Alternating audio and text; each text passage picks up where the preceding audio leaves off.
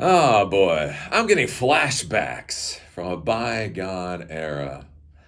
Anyways, back when I was in high school, back in the early 90s, I was in a vocational program, a VOTech program, run by DECA, Distributive Education Clubs of America.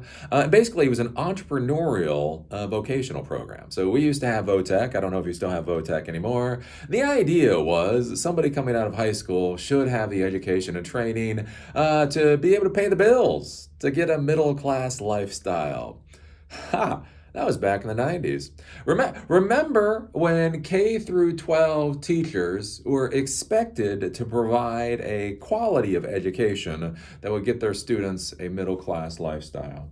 I remember those days. I remember those days. But anyways, right? I was in DECA, Distributive Education Clubs of America, and I went to a competition in Hagerstown, Maryland. And while I was at the competition, we had a congressperson come and speak to us. I think he was a senator. Could be wrong. I think he was a senator. Anyways, and being me, after he got done speaking, and I went up to ask my questions. Because that's what I do. It's like, ooh, a new person to poke. I wonder what kind of golden nugget will come out of this one. Anyway, so I go up and I talk with him, talked about a number of things. Again, I'll talk about this story in multiple parts, most likely over the next few months.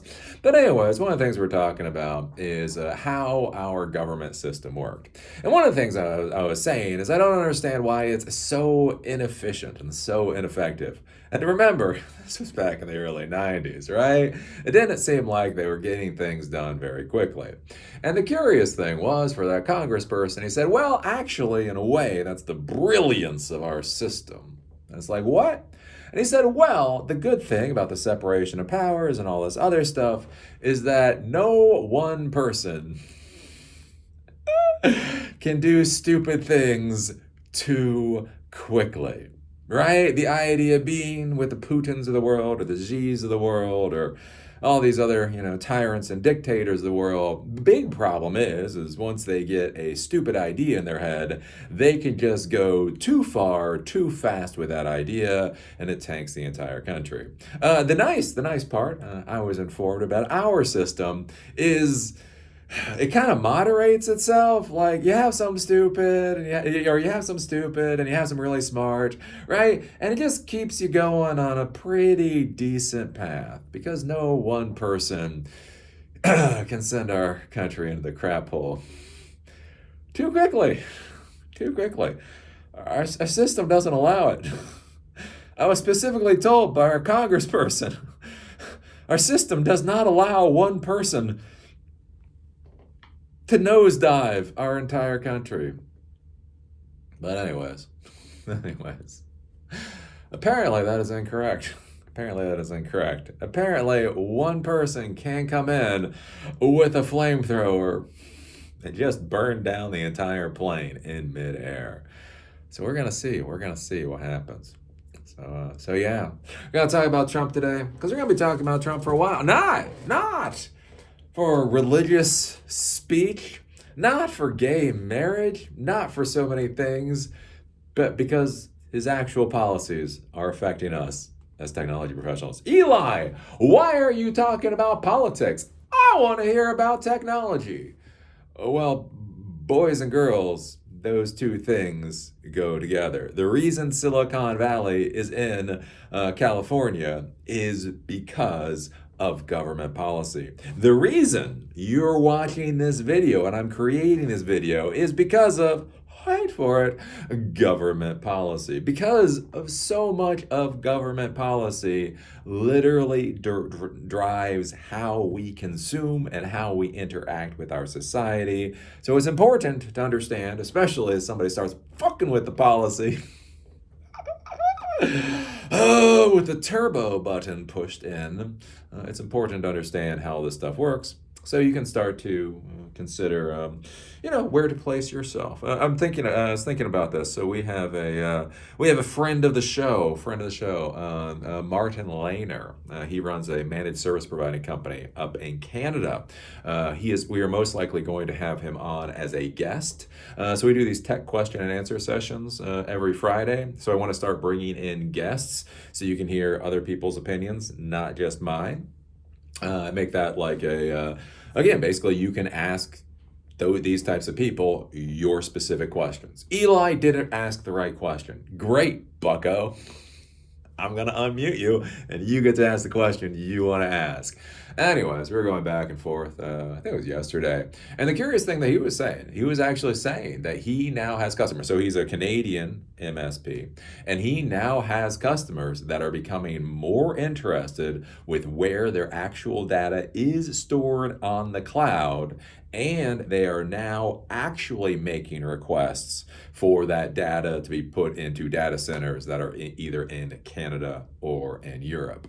And this is an actual indicator for, as I've been talking about, what happens when we destroy the brand of America, right? So again, that's something to be thinking about. Is, I know it may seem small, but again, it's that whole thing's at scale, right? When Dylan Mulvaney, right? When Dylan Mulvaney was supposed to be an ambassador for Bud Light, oh no, some MAGA dweebs aren't gonna drink Bud Light. Yeah, it's Bud Light.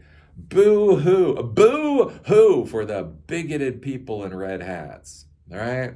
But then Anheuser-Busch or whatever, InBev or whatever, their stock tanked by billions of dollars.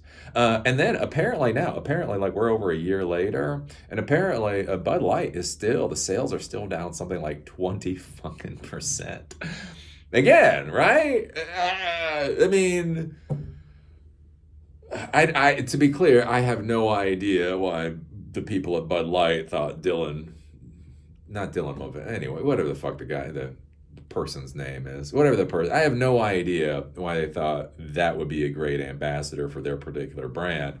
But I also would not expect, well over a year later, that it would still be tanking their sales by over 20%. And that's what I want you to think about. Again, like when you start thinking about things at scale and not realizing how we benefit from things at scale. I've talked about that before, where the screwed up thing, like after the Great Recession, right? So the United States fucked the world economy. We did it! We're number one. Oh, we screwed the world economy there for a little while. Anyways, but the most screwed up thing was after we screwed the world economy.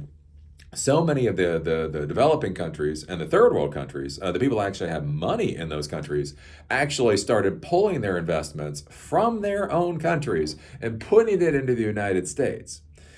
And the issue is even though we were screwed up, our systems aren't as screwed up as the systems in those particular countries. And so especially during chaotic times. So when things are going well, even if you have a screwed up system, it's pretty easy to surf the waves. But when everything kind of goes to hell, you pull all your money out and then you put it under the equivalent of your bed, and that's the United States. So literally one of the most screwed up things is we caused a global economic catastrophe, and the end result of that was a tremendous amount more investment into the United States. Right, and so that's where I get concerned, again, with what Trump is doing, with the tariffs, with blaming Ukraine for the war. Again, not simply saying we're not going to pay for it anymore, right? Whether whether you think we should fund Ukraine or whether you don't think we should fund Ukraine, there's an argument there. There's an argument there. But then to literally blame Ukraine for the war, I mean, that's sickening. That's just fucking sickening, right? And you start looking at this, and again, that becomes the question: is what happens when brand America is damaged at scale? If Bud Light can screw their sales by 20% by simply having one jackass ambassador, how badly can we screw our economy by having one jackass president?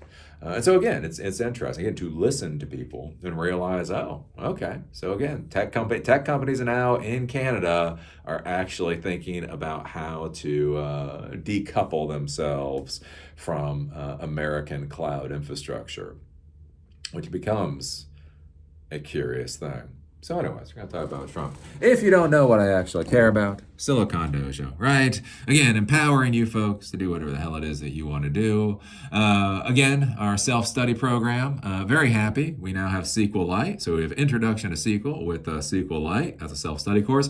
So these are all, you can just sign up and you can just take it and you can learn. I've got 370 people in Python, 40 in Bottle, and 20 now in SQLite, and you can just come here. Again, we do question and answer sessions on Zoom, basically every Friday, so that will be tomorrow, right? Yeah, it'll be tomorrow. And we have tech office hours, tech coaching in 30 minutes for free Mondays, 1 through 5 p.m. And so that is there. And being the grind, again, one of the things in the startup world, the grind is dead, long live the grind. So yesterday this got published, and so today I'm working on this. So this is the Linux Server Administration Introduction. So this is going to be the next in the self-study series.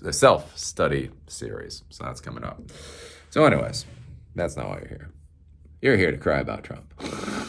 Nah. Yeah. You're like, you're just crying about Trump. And like, yeah, yes. My God, 14-year-old is observant. Who says 14-year-old Russians aren't observant? Yes, I am crying. This is going to be stupid. Again, remember, the CEO of Ford, right, major manufacturer in the United States, is literally saying the chaos that Trump is creating is causing them actual problems. In order to increase factory or manufacturing in the United States, we have to destroy manufacturing in the United States. Oh, can we just not? Can the baby boomers just go away? That's all I want in life. You lived a long life. You've done good. Now go away. Like, I think about that. Like, when we think about the baby boomers, so I was just talking to my father, right? So I was talking to my father, and he's finally got to the point where the doctors don't test him for things anymore because he'll die of something else first.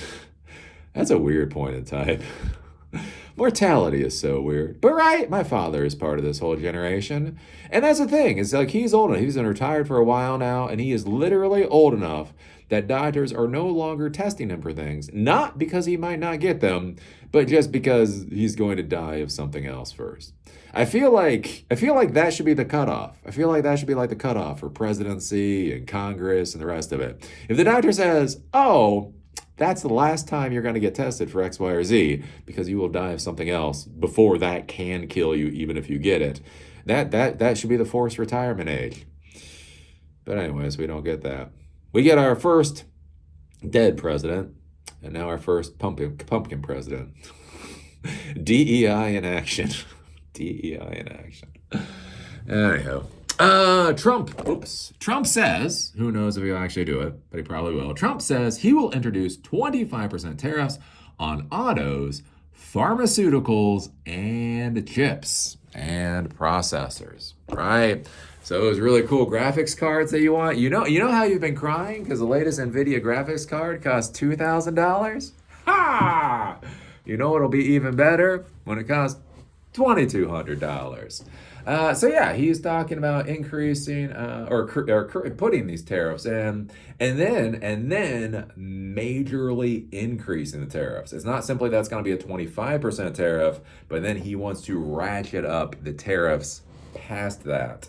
Let's see here. U.S. President Donald Trump said on Tuesday he intends to impose auto tariffs, quote, in the neighborhood of 25% and similar duties on semiconductors and pharmaceutical imports, the latest in a series of measures threatening to upend international trade. On Friday, Trump said levies on automobiles would come as soon as April 2nd, the day after members of his cabinet are due to deliver reports to him outlining options for a range of import duties as he seeks to reshape global trade. Trump is long rail, blah, blah, blah.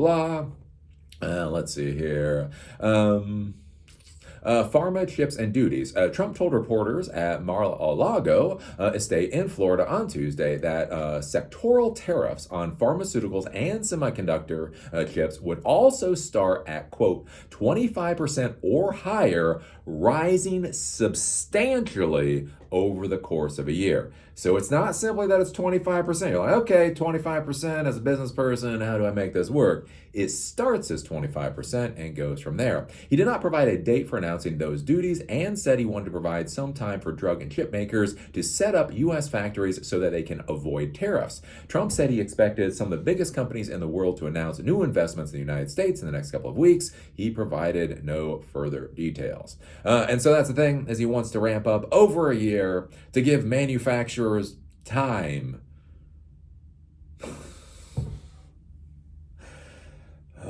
This guy does run business, right? Hey, anybody out there? Have you actually built anything?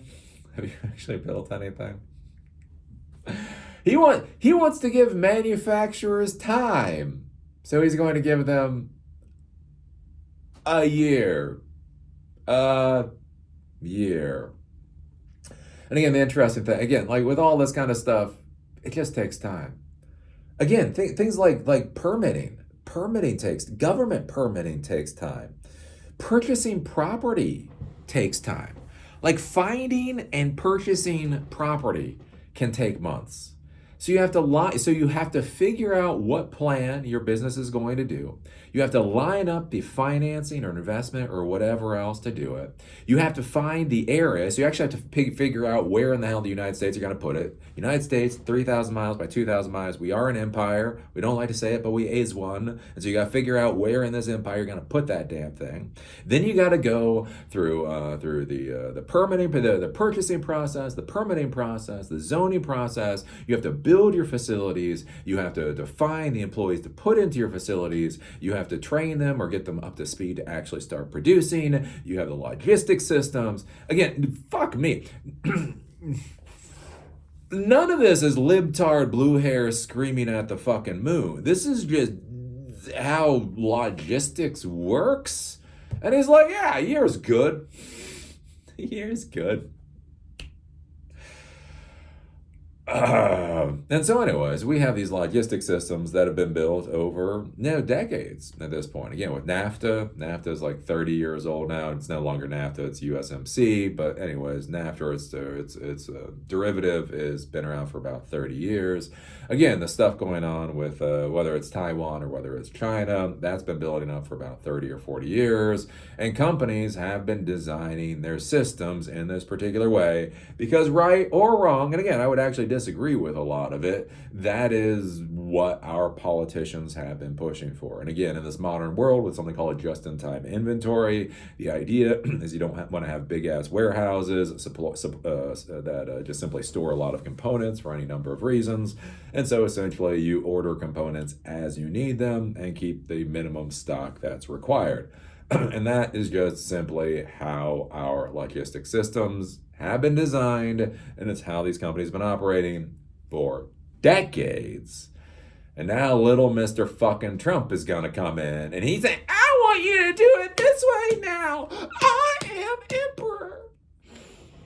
If the judges that are supposed to offer a check and balance don't agree with him, he wants them fucking impeached.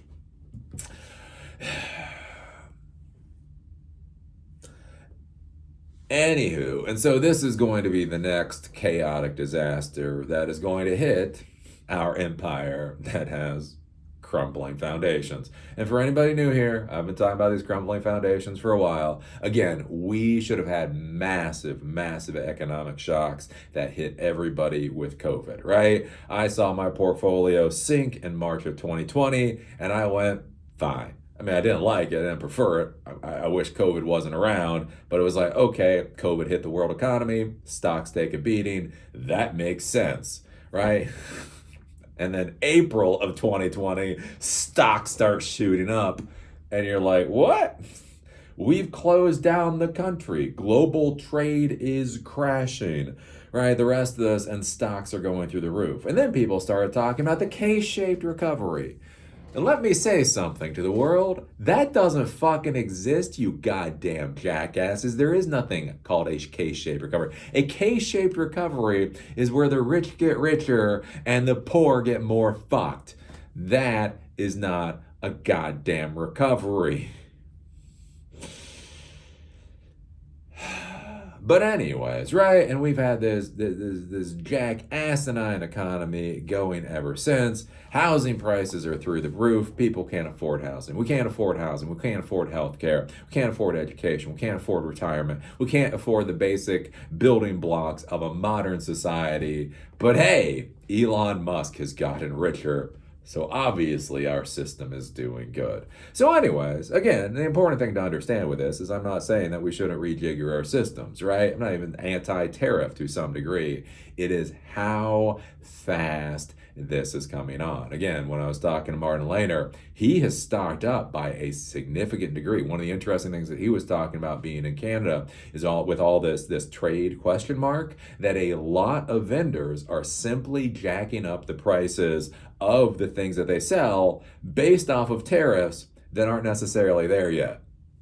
And again, one of the things is like psychology. Psychology drives how much people are willing to spend for things.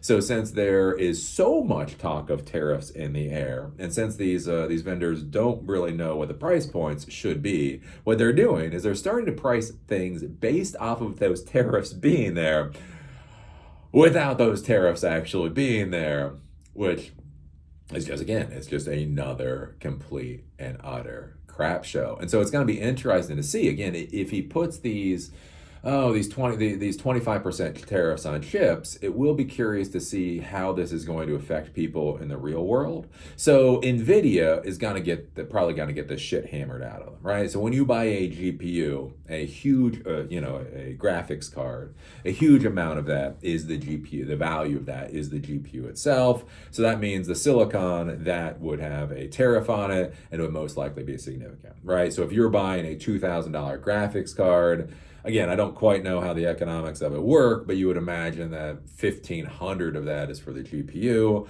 So if the GPU gets hit by a 25% tariff, that's again increasing the cost of your graphics card by about $200.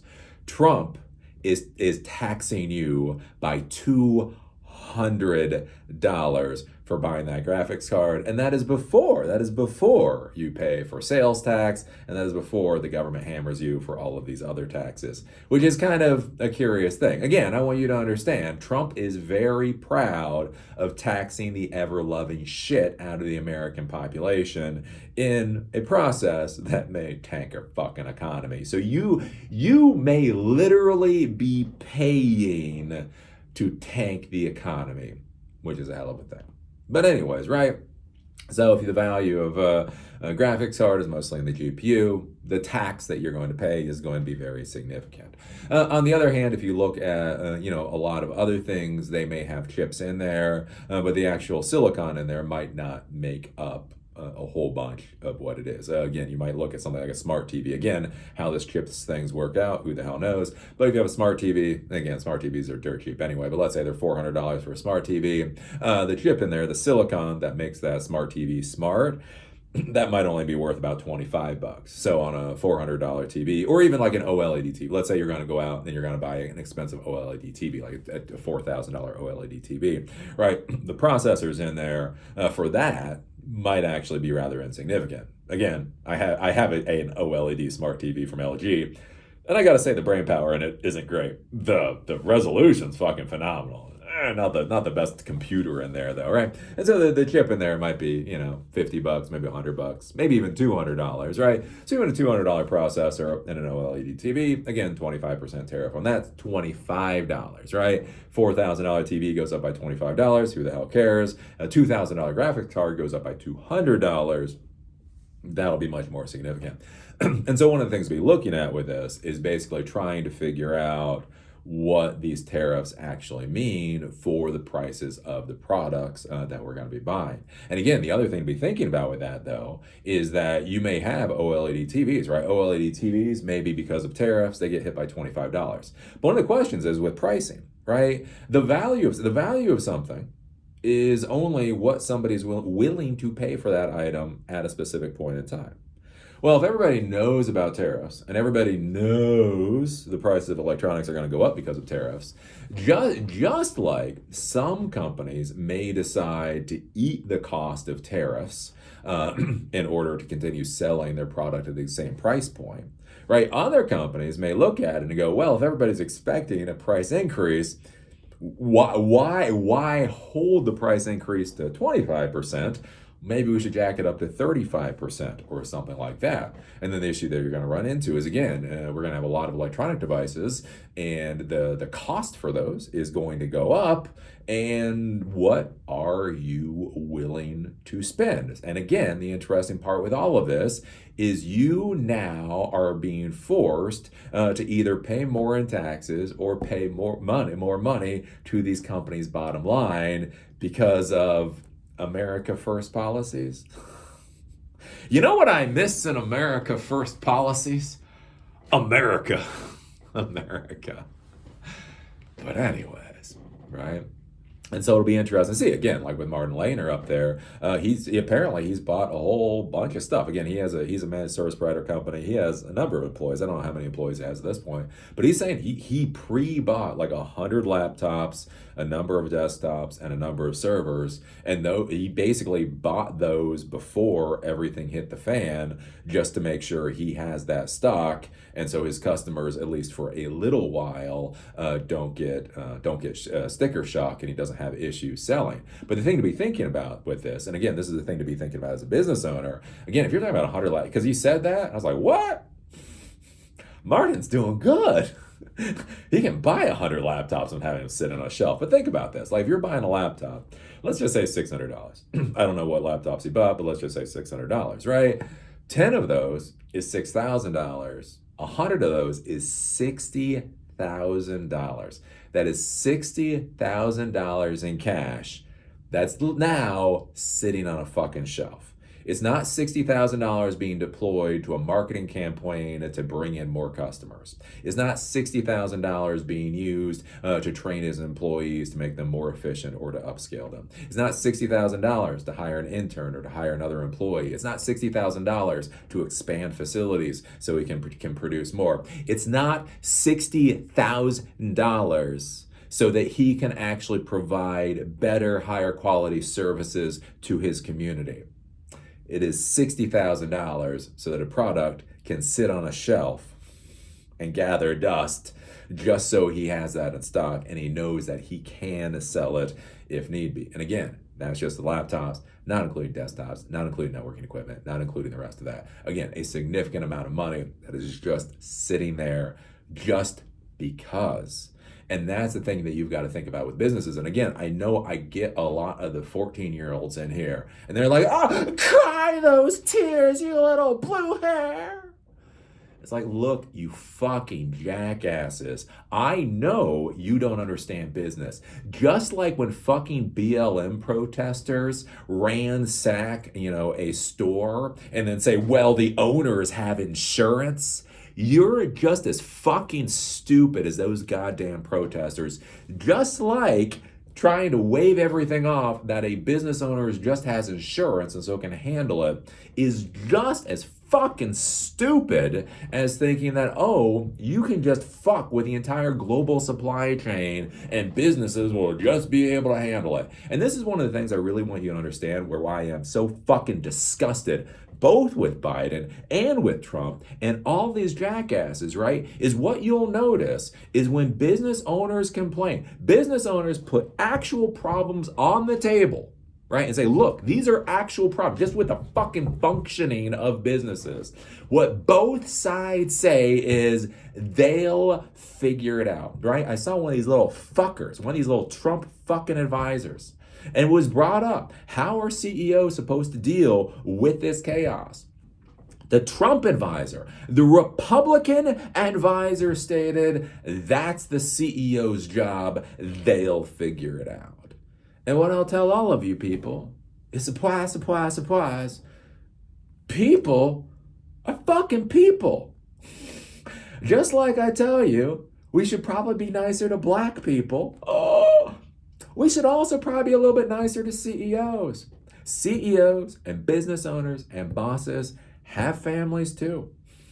They have kids with drug problems too. They have parents with health issues too. They don't know what they're going to do tomorrow either. Just like you may wake up in the morning and don't understand what life is about, Surprise, surprise, a lot of those motherfuckers don't either. I remember, I was sitting there with an old white man at one point. I was sitting there with an old white man. And I literally asked this old white guy, I was like, what's the point? Right? I was, again, years ago. Oh, years ago when I was annoying old white guys. And they're all like, what the fuck are we dealing with? Anyways, I looked at this old white guy. I was like, what's the point? And it was amazing. He was like, I don't understand the question, Eli. What do you mean, what's the point? Because there's this idea, like if you have money, if you have wealth, if you have assets, if you're part of the 1%, right? You're the puppet masters. Yeah, don't tell that to part of the 1%. They'll be like, oh, kid, that's cute. You know the difference between the 1% and you? A big ass bank account. And that's about it. That's about it, right? But there's this idea. So anyways, that's the thing. When you just start throwing this insanity at bosses and business owners and they've got to figure out what to do, they don't necessarily know what to do. They don't necessarily have a good plan. And sometimes the best plan is just to batten down the hatches. Again, that's what I think about when I closed down my business when I was in Baltimore. So when the Great Recession happened, when I closed down my business is when all my business clients were still there, but they just stopped spending money. Like the canary in the coal mine is not a client of mine who had a warehouse, right? It's a warehouse business. They had like 30 employees. I didn't work for them for a while. Anyways, so their Wi-Fi access point failed. So they had like one Wi-Fi access point for this entire warehouse. Anyways, it died. Again, no big fucking deal. Your wireless access point died. Anyways, so we sold at the time Cisco AeroNet access points, which were fucking phenomenal. So the great thing about Cisco AeroNet access points was they were Cisco quality, but they actually had a GUI interface. So they had a web interface just like Linksys did, which was really nice because, especially for access point, like if you're building out like a whole Cisco infrastructure, you want to do it from the command line. But if you're just deploying like an access point, right? I just want to plug in the SSID and the credentials, and that's it. Not have to worry about a lot of stuff. So, anyways, right? So I told the guy, I was like, look, it'll be $800 for Cisco their AeroNet access point, and I'll order it. So literally as soon as we get it in, a couple of days, I'll be in to install it. And the thing was, it was like I don't know, it's like $800, whatever it was. I didn't do a lot of markup on those particular access points just because they were already so expensive. Right, again, what people are willing to pay for.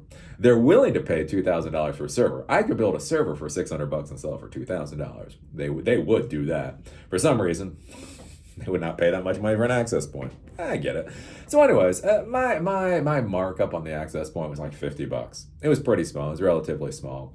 And then it was an hour of work, so about $100. So my total that I was going to walk away with this was about $150, and that's ordering the part, verifying it works, going and installing the part, and then basically being responsible for that damn thing for a little while. Make sure it does what it's supposed to do. So $150.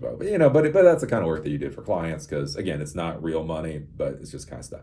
I didn't think much about it. And I'm like, yeah, no problem. Be whatever, 600, whatever it is. Again. And he was like, And then I got a call. I got a call back later.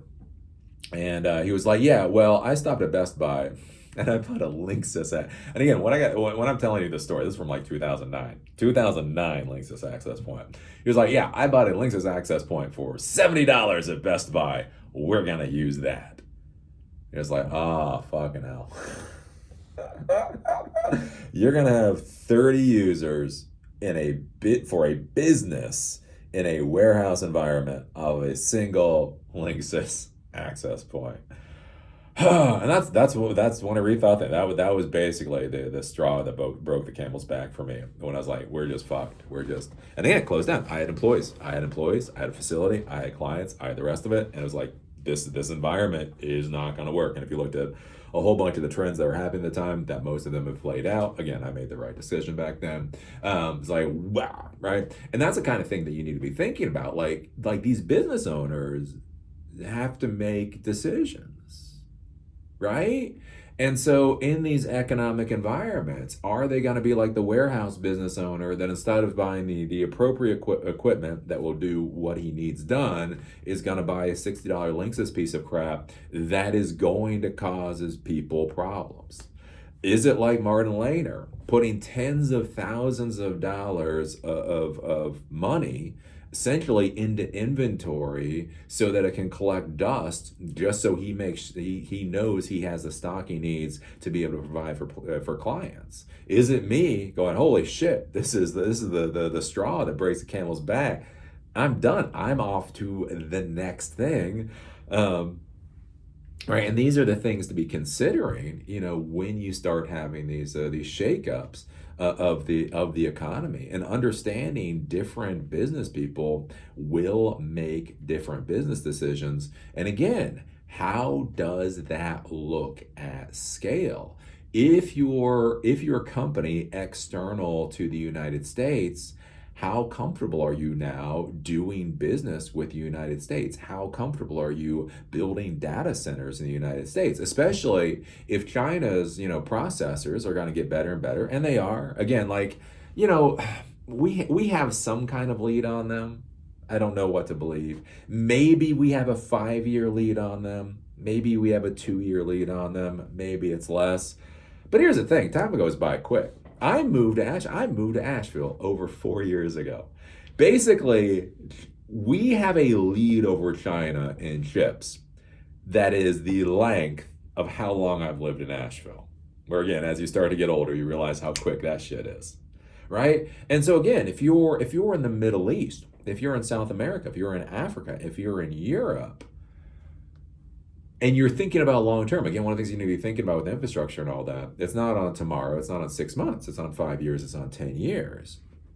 One of the things to be considering is it time to start migrating away from the American brand?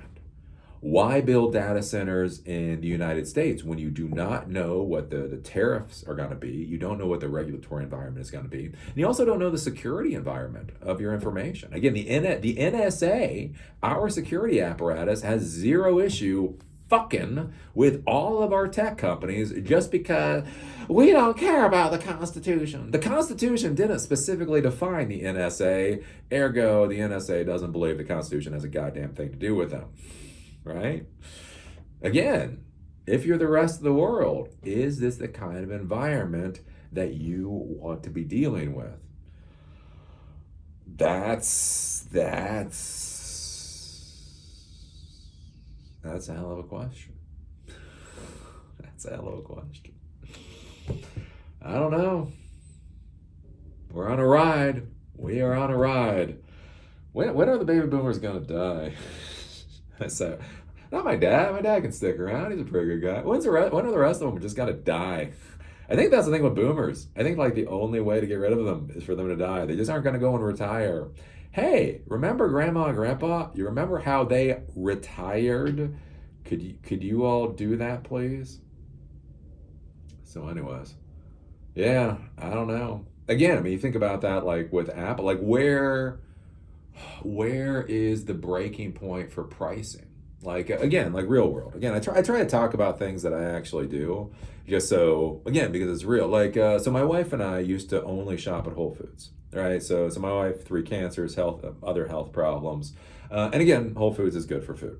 Whole Foods has good, high quality food. She's a vegan, a whole bunch of other things. And so Whole Foods was fine. Right. And I've shopped at Whole Foods since my days in college. Right.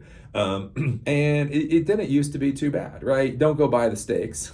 Right. If you go buy the expensive steaks or whatever, that's really expensive. But, if you have a pretty simple, eat pretty simple things or whatever, the expensive Whole Foods actually wasn't too bad, right? You got higher quality food. You really did get higher quality food. It had a higher price point, but again, paid for it for 3 decades. No, not 3 decades, 2.5 decades at this point. Hadn't thought much about it. But we actually hit the breaking point. We hit the breaking point where now we're doing most of our shopping at Trader Joe's. And the reason is because the prices kept ticking up, right? Amazon bought Whole Foods because Whole Foods was failing. Whole Foods was failing, to be clear. Amazon bought Whole Foods, and they take the prices up a little bit, and they take the prices up a little bit, and they take the prices up a little bit. And there's just been something over the past 6 months between Amazon increasing their prices and inflation increasing the prices of Whole Foods has just gotten to be too much. And so now we're doing most of our shopping at Trader Joe's. And wow, we save a lot of money. We did not plan to go to Trader Joe's. This wasn't like, oh, we have to cost cut or whatever. That's why we're necessary. It's just day after day after day of the increasing prices of Whole Foods. You just get to the point where okay, this is fucking unsustainable. Again, I talk about that with Asheville. I like the prices of beer, going out and drinking beer or whatever. We got here was $5 a beer, $5, $6 a beer plus a tip. Great, and then went to $6, $7 a beer. That's $7, $8 a beer. Now it's $8, $9 a beer. All of a sudden you're spending $10 a pint on beer, and I think it's one of the reasons why I stopped drinking beer here. Right, so I haven't drunk beer in a while, and that's the thing. I didn't like stop drinking beer. I stopped drinking beer. Like just I don't know. It was after the All Things Open conference. I went to the All Things Open conference a while ago down up in Raleigh, and I drank beer there. That's the last time I remember drinking beer. And I just kind of came back. And you go to the breweries or whatever, and then you just see the pricing. I mean, I guess I can afford it, but it just kind of pisses you off. You're like, fuck, I'm in a mountain town. I moved to an affordable mountain town, and now the beer is $10 a pint. Again, you go to Miami, and you get a microbrew, and it's $10. You're in Miami. You're in fucking South Beach. You're in an area. You're in a metro area with 6.7 million people. With people that literally drive Lamborghinis around because they own Lamborghinis, right? You buy a $10 microbrew there, you get the point, right? I'm up here in the mountains, and it's like, what the hell? And the interesting thing is, right, I didn't go from microbrews to Bud. I just stopped drinking beer. And I find I'm better for it. I was talking with somebody, I went to a pub run last night, and I was talking to somebody there with beer. And I was like, yeah, I just kind of stopped, a number of months ago. And again, what I found is I also just feel better for it, right? My sleeping at night is better. I don't get hungover because I don't drink. Like there's a whole bunch of different stuff. Like I don't have to worry about how much I had to drink before I get in the car. If I went to a pub run before, I make sure to get those low alcohol beers. And it's like, oh, how much have I had to drink? Am I still safe to drive? When you get done with the run and you drink Gatorade, you don't worry about being safe to drive. It's just like, oh wow. Again, at my age, I don't have a lot that I'm stressed over other than Trump. My marriage is going well, business is going pretty well. Like everything, other than Trump is going pretty well. And so it's like, yeah, so I don't need to de-stress with alcohol. I don't really want that thing. And so I just stopped because it hit that price point, a couple of other things. I just stopped. And that's what I wonder. Like you look at Apple, right? You look at a lot of these tech companies nowadays. Again, $3,000 for a laptop, right? I've got an M2 Max. I think it's an M2 Max. M2 Max? I think it's an M2. Yeah. Anyway, it's like $3,000, right? 32 gigs RAM, M2 Max, got a terabyte drive on this. $3,000, right? It's reasonable to think I might upgrade it. Again, doing AI projects, I am noticing the power. For most things, new Macs don't matter. Don't buy a new Mac unless you need it. But for the AI things, when I do these AI projects, running models actually on the system itself, yeah, it does make a difference, right? I have a 2019 MacBook Pro that was like $3,000 in 2019, and I have this thing. The difference between the two are actually massive for AI tasks. And so again, there's that thought of, maybe in the fall. This has been around for about 2 years now. Maybe that's accelerating. I don't know. Maybe I will, maybe I won't. But there becomes that question. It's like, are you willing to spend $3,000 on a MacBook? Man. Well, when you look at this and you look at the other thing, okay. Are you willing to spend $3,300 on a MacBook? Are you willing to spend $3,500 on a MacBook? Are you willing to spend $4,000 on a MacBook? I don't believe I'd spend $4,000 on a MacBook. What's the difference functionally for me between $3,000 and $4,000? Honestly, I don't know. Like, would I not buy free range black beans anymore? That's what I eat. I eat oatmeal and rice and beans essentially.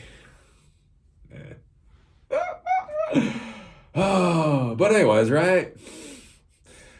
Whether I spent $3,000 on a laptop or $4,000 on a laptop, I'd still be running every day. I'd still be eating my free range rice and beans. Still be doing my oatmeal. Wouldn't change my plans to move to Miami. Functionally for me, would it change anything? No, wouldn't. But that just seems like a bridge too far. It just seems like a bridge too far. It's like, yeah. And that's the thing, is it's not, oh, I wouldn't spend $4,000 on a MacBook Pro, ergo I'll buy a lesser version of a new MacBook Pro. It's I want to spend $4,000 on a MacBook Pro. Oh well. Not gonna worry about that for a while. And again, what does that do to the economy at scale? And where are those points? We'll find out. We'll find out. Eli puts $5 on a depression. Eli puts $5 on a depression. Oh. Yeah. Again, it's just chaos. It's just chaos. And again, it's supremacy. It's the supremacist mindset. The supremacist mindset says we are superior, and because we are superior, we can do damn near whatever we want, and everything will be okay.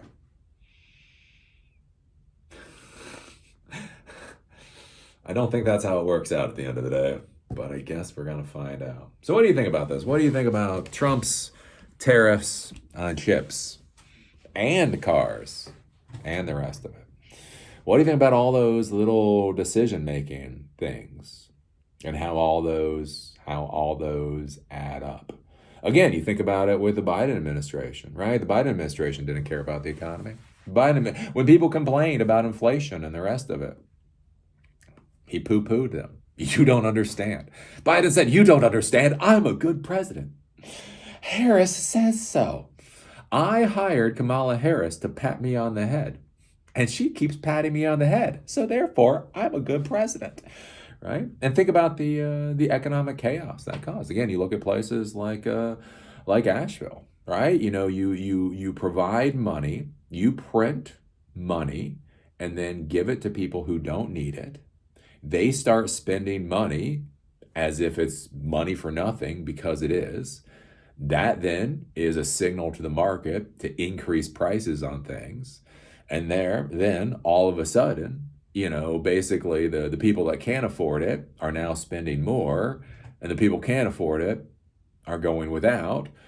And the Biden administration thought they were doing good for the economy. And Biden's like, hey, don't you understand? Elon Musk is the richest man in the world. Obviously, I'm doing a good job. And now we have Trump come in, taxing the ever-loving shit out of the American population. And Musk is still the richest man in the world. So Trump is doing a good job.